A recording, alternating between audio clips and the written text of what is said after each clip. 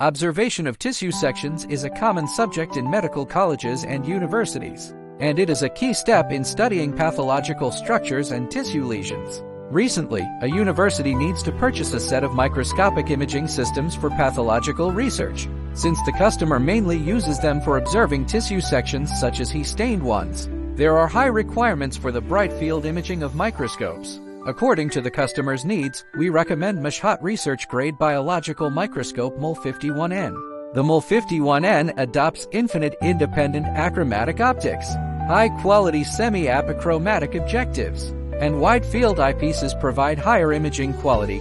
It is equipped with a built-in light intensity manager, which is automatically adjusted with the switching of objectives, thereby improving observation efficiency and reducing eye fatigue. It can be seen that under the bright field observation mode of MOL51N, the customer's tissue section samples are clearly visible with distinct layers, clear cell contours and high color restoration, which well meets the needs of pathological observation. Follow us for more information.